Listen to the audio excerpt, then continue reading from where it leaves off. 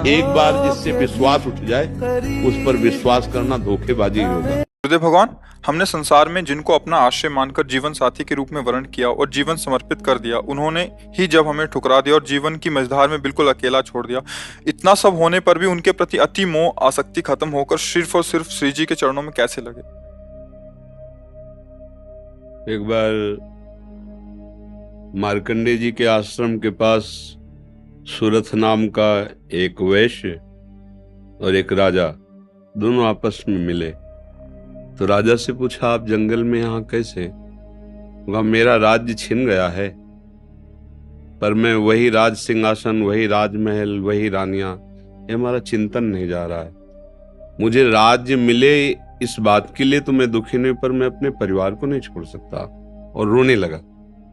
फिर पूछा, आप क्यों इधर जंगल में? तो उनका, मेरे बेटे ने मुझे पीट के निकाल दिया, सारी संपत्ति छीन ली, पर मेरा मन उसी के लिए तड़प रहा है। वो भले मुझे पीटे, पर मैं अपने बेटे, बहू, परिवार को नहीं छोड़ सकता। बोले, तो बड़ी विचित्र हम दोनों की दशा है कि वो हमें छोड़ रहे हैं, वो हमें ठुकरा रहे हैं और हम उनके लिए रो रहे हैं, ये क्या है? तो राजा ने कहा, पास में मार्कंडेय जी का आश्रम है, हम लोग उन महापुरुष के पास चलते हैं और अपना निवेदन करते हैं। तो जाके प्रणाम किया और अपनी बात दोनों ने रखी। तो मार्कंडेय जी ने कहा, ये भगवती माया का प्रभाव है। अगर भगवान की ऐसी प्रचंड माया ना हो तो सब परमानंद में मगन हो जाएं। ये माया ही, वो हमें धोखा दे, वो हमें ठुकराए, पर हमारा मोह, हमारी ममता उससे बिलग नहीं होती है। अब उससे हटने का एक ही उपाय है, साधन को हरिभजन है, कै सत्संग सहाय। अगर हम सत्संग सुने तो सुनते सुनते बुद्धि पवित्र हो जाती है और फिर निश्चय होने लगता है। आप जिनके लिए रो रहे हैं, जिनकी बुद्धि पावन हुई, उन्होंने तिरस्कार पूर्वक छोड़ दिया। रत्नावती जी, भक्तमाल में चरित्र है, पढ़ लीजिए। रत्नावती जी पूरे रानी के जैसे सुख होते हैं वैसे ही रानी थी, वैसे ही सुख में मगन थी, कोई हरि भक्ति, कोई भजन, कुछ नहीं। और राजा भी अत्यंत प्यार करते थे। पर दासी वो वृंदावन आती थी और संतों का संग करती थी, सत्संग, तो उसके हृदय में गोविंद के चरणों में प्रीति उत्पन्न हो गई। वो रानी के कभी पैर दबा रही होती तो एकदम बोल पड़ती, हा कुंज बिहारी, हा गोविंद।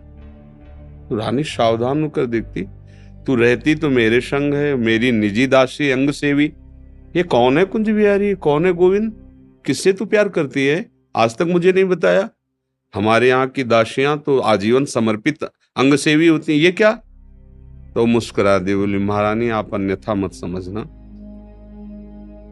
ये कोई व्यक्ति नहीं हम जिससे प्यार करते हैं। नहीं, तू पूरी बात बता दो, मत सुनो, नहीं किसी काम के नहीं रह जाओगे। और रो पड़े। भगवान का जो प्यार होता है ना हृदय में, वो अलग कोटि का होता है। वो बस मत पूछो, आप मत पूछो। अब तो और आकर्षित हुई, नहीं आप बताओ ना। तो जब बैठ करके भगवत चर्चा, उनकी रूप माधुरी, गुण माधुरी, अब वो तो इतना उसके हृदय में अच्छा लगा कि पैर दबाने से हटा के सिराने बैठा लिया। देखो तुम अब वहां नहीं, अब यहां बैठ के केवल हमें प्रभु की बात सुनाओ। इतना रंग चढ़ा कि हृदय विकल हो, उनका कैसे दर्शन हो सकते हैं? गोविंद के कैसे दर्शन हो सकते हैं? बिहारी जी के कैसे दर्शन हो? तो उनका, महारानी जी एक ही उपाय है, यदि प्रगट में संतों का संग किया जाए तो निश्चित संत सभा में गोविंद छुपे रहते हैं, वो जरूर कृपा करेंगे। तो रानियों कहीं जा तो सकती नहीं, तुम ऐसा करो, बगल में एक भवन तैयार करवाओ संत सेवा के लिए, और संतों को बुलाओ, और हम स्वयं बनाएंगे, संतों को पवाएंगे, उनके श्रीमुख से भगवत चर्चा सुनेंगे। उस समय दिल्ली में बादशाह के समीप विराजमान थे माधो सिंह, उनके पति का नाम था। अब रानी का हुक्म, महल के निर्माण हुआ, पास में संतों, और खिड़की से वो दर्शन करती, फिर सुंदर भोग पधराती, जाके सब संतों को पवाती। ये जब सूचना पहुंची राजा के बाद, बिना हमारे आदेश के संत निवास बन जाना, संतों के बीच में, रानी को ऐसे कोई सहज थोड़ी देख सकता, जाना सब तो हुक्म कर दिया, बिल्कुल नहीं, संतों के समीप जाना बंद, ये सब बिल्कुल, क्योंकि एक राज मर्यादा होती है ना। और कुछ कठोर शब्द कहे। तुरंत नाई को बुलाया, अपना मुंडन कराया और संतों के बीच में बैठ गए। बोले, आज से राजअन्न का त्याग। अगर मैं कहीं रानी हूं, कहीं भी किसी भी अंग में, मैं उसे रानी नहीं रहने दूंगी जो मुझे संत और गोविंद से दूर कर दे। कदापि। ये जब सूचना पहुंची को तो मुड़ मुड़ा के बैठ गई। सोचा ये तो मतलब भारी के भारी अपमान, इससे ज्यादा क्या हो सकता है। अगर मैं मारता हूं तो प्रजा विरोध में हो जाएगी, इसलिए इसको मारना तो है। बोले, एक जंगली सिंह लाओ और छोड़ दो, तो संतों को, रानी को, सबको मार डालेगा। ऐसा ही किया गया। सैनिकों ने जैसे चारा रख के, बकरा आदि रख करके पिंजड़े में सिंह को बंद करके लाए और दरवाजे पे को। वही दासी जो उनकी गुरु थी, वो आरती की सामान दे रही थी और पूजन की थाल लेकर वो ठाकुर जी का श्रृंगार कर। दासी ने कहा, महारानी सिंह। जो ही पिंजरा से खोला गया तो ऐसे मुड़ी, उनका सिंह नहीं नरसिंह, भगवान पधारे थाल लेके। सिंह ऐसे जैसे कोई गाय ना, सीधी गाय हो, ऐसे तिलक लगाया, आरती की, प्रणाम किया। ऐसे सब देखते रह गए। फिर लौटा सिंह को मारी छलांग, तो जो ऊपर बालकनियों में खड़े देख रहे थे ना मानसिंह के आदमी, फाड़ के फेंक दिया और गुर्राता हुआ भाग गया। अगर हम अपनी भक्ति के रंग में आ जाए तो फिर हमारा ये माया मोह संसार नष्ट हो सकता है। अन्यथा हमारे शब्द तो जरूर अच्छे नहीं लगेंगे, पर सही पूछो तो कृपा है जो असलियत का पता चल रहा है। यहाँ कोई किसी से प्यार नहीं करता। अपने सुख स्वार्थ की जब तक पूर्ति लगती है, हमारा मन जब तक राजी है, तब तक हमें आपको प्यारे कहते हैं, अपना प्यारा बना लेते हैं। और जब हमारा मन कहीं और राजी हो गया तो आपकी तरफ देखते नहीं। संसार का ये स्वरूप, पर मेरे प्रभु का ऐसा स्वरूप नहीं है। सबरी मैया कोई ऐसा थोड़ी बहुत रूप ऊंचे कुल की, ऐसा नहीं था। सबर जंगली जातियों में आती है उनमें, लेकिन भगवान की भक्ति से बड़े बड़े ब्रह्म ऋषियों के आश्रम में भगवान नहीं गए, सबरी माता के। भगवान ये सब संसार यही सब देखता है, तुम्हारा रूप, तुम्हारा गुण, तुम उसके काम लायक हो कि नहीं हो। अगर स्वार्थ की पूर्ति लायक नहीं हो तो कोई भी हो, हट जाओ या वो मार डालेगा। संसार का स्वरूप है, कोई न कोई नाटक करके तुम्हें नष्ट कर देगा संसार। लेकिन हमारे भगवान कैसे भी नीच, पतित, अवगुणी, कुरूप, बिल्कुल मूर्ख कैसा भी हो, भगवान उसे अपनी गोद में ले लेते हैं। तो एक ही उपाय है, भगवान के चरणों का आश्रय लेना, वही परम पति हैं। देखो मीरा जी ठसक से कहती, मेरे तो गिरधर गोपाल दूसरा न कोई। और ये कभी धोखेबाज नहीं है, कभी धोखा नहीं। हम सही कहते हैं। अगर हमें जैसे बचपन से लगे रहे ना, हमें बात समझ में नहीं आती ना, तो हम ये जरूर माइक से कहते हैं कि भाई देखो, भक्ति करना ठीक है, पुण्य है, मंगल है, लेकिन हम अपनी छाती की बात कहते हैं। अभी तक कमी हमारी और कृपा उनकी डुबो रही है। बस अगर कहीं कमी है तो हमारी कमी है, उनकी तरफ से कृपा ही कृपा, दुलार ही दुलार है। ये सच्ची मान लो। अगर कोई प्यार करने वाला है तो प्रभु है। आप कहोगे दिखाई नहीं देते हैं, आपने अपने को देखा है क्या? अगर प्रभु से देखने पर ही प्यार करते हो तो आप अपने से प्यार करते हो ना। देखो ना, आप अपने से प्यार, आपने अपने को देखा है क्या? आप तो शरीर को देख रहे हैं, बिना देखे भी आप अपने को बहुत प्यार करते हैं। आप अपने आप को बहुत प्यार करते हैं।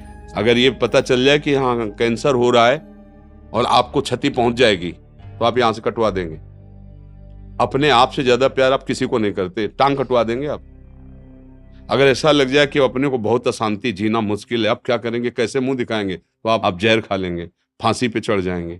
मतलब समझिए, पर आपने अपने को देखा नहीं, जाना नहीं, फिर भी आप बहुत प्यार करते हैं। जो कुछ भी प्यार करते हैं अपने लिए करते हैं। अपने आप से बढ़कर आप किसी से प्यार नहीं करते, पर आपने अपने आप को नहीं जाना, तो फिर तुम उन्हीं के अंश हो। जब तुम अपने को नहीं जान पाए तो जैसे अनजाने में आप अपने से प्यार करते हो, ऐसे ही शुरू कर दो प्यार प्रभु से, और उनके तुम हो, वो सामने आ जाएंगे पक्का। ऐसा नहीं है तो अब विमान से उतरते हैं, दोस्त की तरह मिलते हैं भगवान। पर बस यही है कि जैसे आप कहो कि हम राष्ट्रपति से हाथ मिला के आ रहे, प्रधानमंत्री से हाथ मिला, तो गांव का आदमी से प्रधानमंत्री से तुम कैसे मिल सकते? क्यों नहीं मिल सकते? भारत के नागरिक है, हम अधिकार पुष्ट करें अपना, और जरूरत दिखाएं तो हमें मिला दिया जाएगा। ऐसे हम अधिकार पुष्ट करें और चाहत हमारी प्रबल हो तो हमें भगवान मिल जाएंगे। वहां तो किसी की सिफारिश की जरूरत नहीं, खुद हमारे हृदय की बात सुन रहे। एकमात्र भगवान के चरणों से ही हमें शांति मिलेगी, वही हमारे हैं दूसरा तो सब छल हो रहा है। माया का पर्दा पहन करके हमारे साथ छल किया जा रहा है, हमारे समय को नष्ट किया जा रहा है। सत्य बात है, न हम स्त्री है न पुरुष हैं, हम भगवान के अंश हैं और उनका भजन करके उन्हीं को प्राप्त हो जाए, यही हमारे जीवन का लक्ष्य है। हम तो बड़ी कृपा मानते हैं, जब प्रतिकूलता मिलती, कोई अपना नहीं होता ना, तब कृपा समझ में आती है कि बहुत कृपा है, नहीं तो इस मोह जाल में फंस कर पूरी जिंदगी बर्बाद हो जाती है। अब सावधान हो जाओ, अब निकल जाओ। पर इधर का रास्ता चलना थोड़ा कठिन है, इसलिए कुछ भी हो जाए फिर इधर नया चुन लेते हैं, नया मित्र चुन लेते हैं, नया घर चुन लेते हैं, नया वर चुन लेते हैं। बस इधर ही वो खोज शुरू की है ना अनंत जन्मों से। वो ये नहीं समझ पा रहा कि अंदर बैठा है, कह रहा लौट आओ, हमसे मिल लो, पर हम लोग बाहरी खोज कर रहे हैं और वो अंदर ही बैठा है। घर के अंदर प्रीतम बैठा हमारा इंतजार कर रहा है, हम दरवाजे के बाहर भटक रहे हैं, उसको खोज उसी को रहे हैं। जो सुख है, जो शांति है, जो आनंद है, वो प्रभु ही हैं, उन्हीं के लिए हम खोज रहे हैं। पर उनको ना मानकर, ना जानकर अन्य रूप अन्य भाव में, इसीलिए हमें शांति नहीं मिल रही। मुझे लगता है नाम जप करो, सत्संग सुनो और प्रभु को अपना मानो, फिर वो जैसे जीवन निर्वाह करवाएं उनके ऊपर छोड़ दो। वो चाहेंगे पति रूप में मिल जाएंगे, मित्र रूप में मिल जाएंगे, वो जो चाहे जैसे चाहे, पर अपना जीवन का भार उनको दे दे। ये संसार कपटी और छलिया है, यहाँ कपट और छल ही मिलता है। प्रेम तो कोई भगवत कृपा पात्र जनों को ही समझ में आता है, ये तो कहाँ प्रेम। अच्छा, वो कौन सा मैरिज कहते हैं, लव मैरिज, तो मैंने प्रेम का विवाह, इससे बढ़िया और क्या बात होगी भाई। पहले तो गांव में था कि वर दूल्हा को नहीं दे, मतलब वर दुल्हन को नहीं देखा, दुल्हन दूल्हा को नहीं देखा। ऐसा नहीं था कि वो लड़की लड़का देख के बाद के ब्याह होता हो, ऐसा पहले नहीं था। गांव में तो माता पिता तय कर लेते थे, हो जाता। मतलब प्रेम का मतलब आपने चयन किया दोनों ने मिलकर, ये तो बढ़िया बात है ना। अब आपका मन मुटाव तो होना ही नहीं चाहिए, क्योंकि दोनों ने प्रेम विवाह किया, मतलब दोनों ने चयन किया, और 1 साल बाद तलाक हो जाता है। भाई कैसा प्रेम विवाह। वहां तो न वर को देखा था, न दुल्हन को देखा था, माता पिता की मर्यादा में आकर ब्याह किया और परिवार सुसज्जित मंगलमय आजीवन निर्वाह करते हुए, पूरे घर की सेवा, परिवार की सेवा, पति की अधीनता, पति पत्नी को ही अपना सर्वस्व मानते हुए, ऐसे ही भाव से आज हमारा क्या वातावरण हो रहा है। क्या हमारी उन्नति हो रही, क्या उन्नति हो रही। अगर पीछे से देखा जाए तो हमारी बड़ी, और ठीक है माता पिता की पसंद थी, आपने खुद पसंद किया ना, तो अब अपनी पसंद का निर्वाह करते जीवन भर दोनों मिलके। ये क्या बीच में, ये क्या, ये प्रेम विवाह है। अरे एक बार प्रेम कर ले तो फिर जैसा है हमारा है, जैसी है हमारी, आज जीवन उनका निर्वाह करे, ये भगवान की भावना से पुष्ट होकर चले। ये क्या दलित दुरा है कि आज इससे कर लो उससे, फिर ये तो पशु वाली चेष्टा हुई। ये मनुष्य वाली चेष्टा, धर्म वाली चेष्टा, प्रेम वाली चेष्टा थोड़ी। प्रेम का है कि भगवान ने एक बार विधान बना दिया गृहस्थी में, हम उसी विधान में संतुष्ट रहकर धर्मपूर्वक। पर न सत्संग है, न शास्त्र स्वाध्याय है, न भजन है, तो ये बातें सब लिखी है, दिमाग में नहीं आ सकती, हम ऐसे आचरण नहीं कर सकते। तो भगवान की कृपा से यदि आपको सत्संग समझ में आ जाए तो भगवान का आश्रय लो, वही मंगल करता है।